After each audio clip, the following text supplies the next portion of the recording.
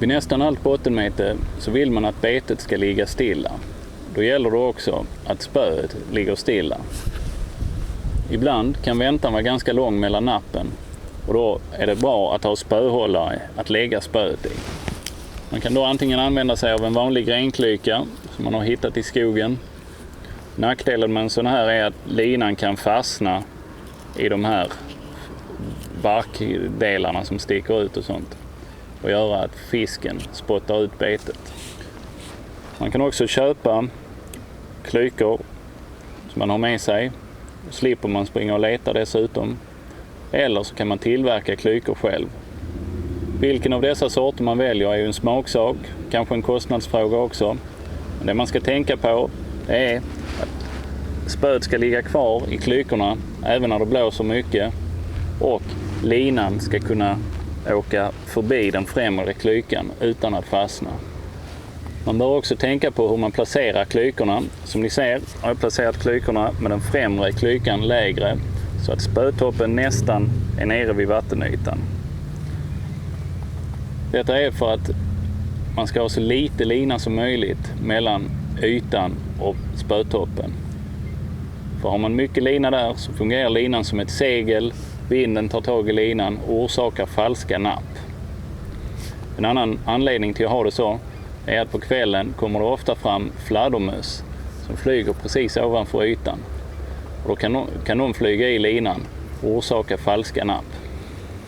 Blåser det riktigt mycket så kan det till och med vara nödvändigt att sänka spötoppen under ytan för att undvika att vinden tar tag i den. Spöet bör också placeras så att det pekar mot det håll där man tänker fiska. Detta spöet ligger ut här, jag fiskar alltså ut på det hållet, jag fiskar inte på det hållet. Detta är för att det ska bli så lite friktion som möjligt mellan spötoppen och linan. Det ska vara så liten vinkel som möjligt. Vid ålmete använder jag helst ett glidande tackel. Att det är glidande innebär att sänket ligger kvar på botten medan fisken drar iväg med betet. Kroken på detta tackel är en B980 i storlek 2. Den är fäst på en tunn vajer med hjälp av vajerlås. Vajern är en 15-punds 7 Strand.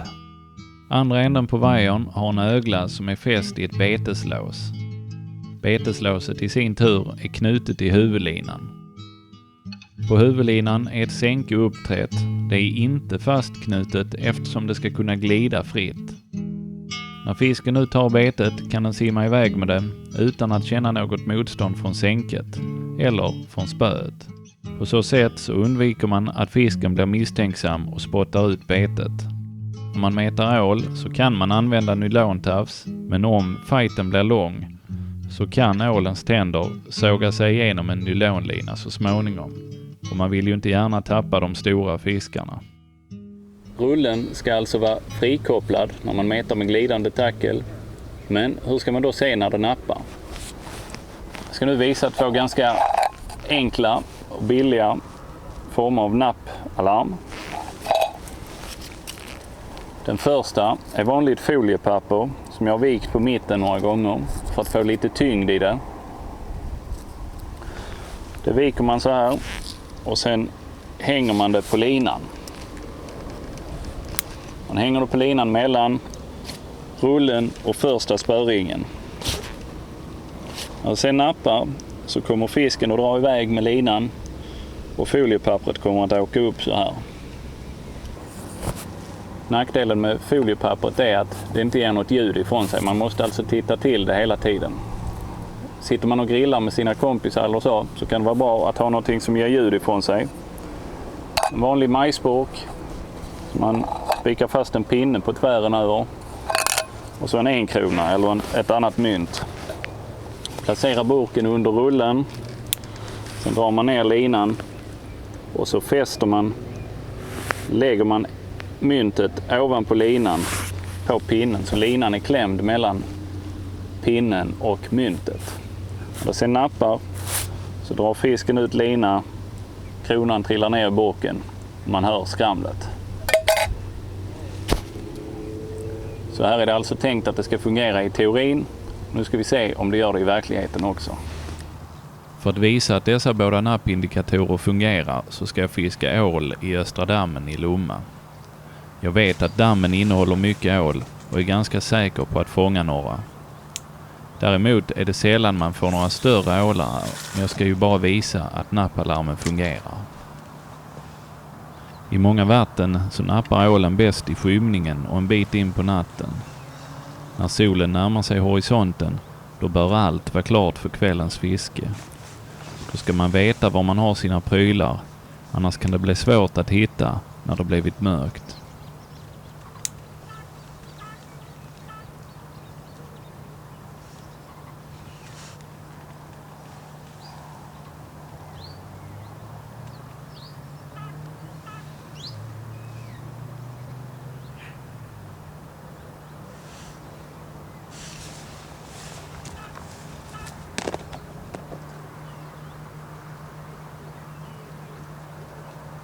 Om man bottenmetar efter ål och gös eller karp så kan väntan bli lång.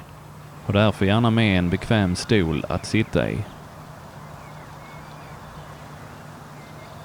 Och just som solen når ner till trädtopparna, då kommer kvällens första napp.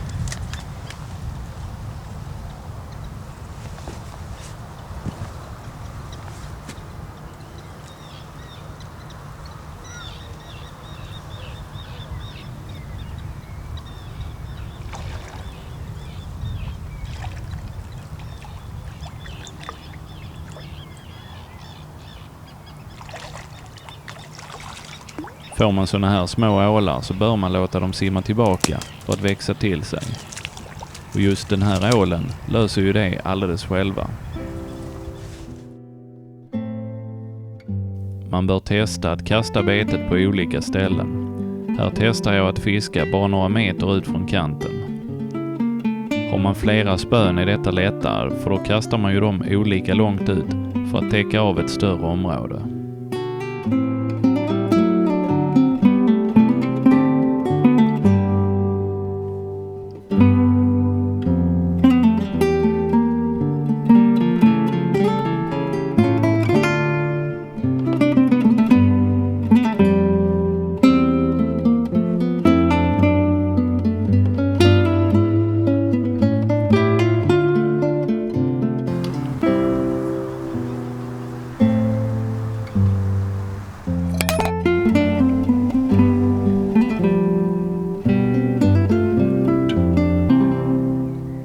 Här ser vi hur fisken kan dra iväg med lina utan att känna något motstånd.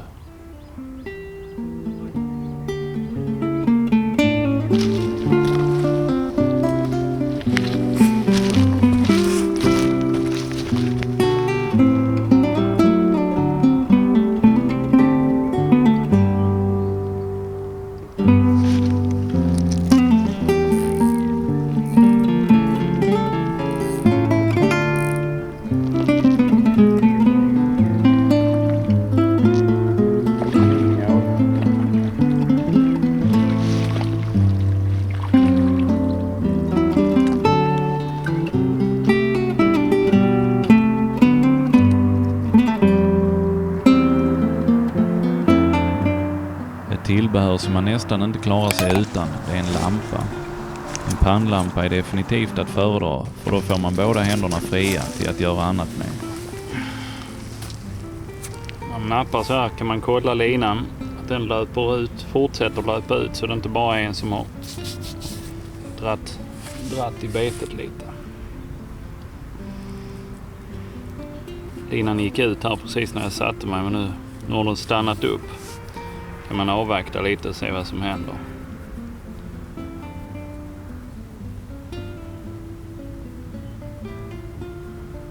Nu går den ut igen. Jag tar upp kroken.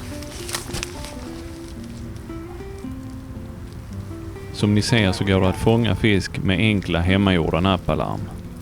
Och efter att ha använt majsboxlarmet under många år väcks många minnen till liv när jag hör skramlet från 1 kronan.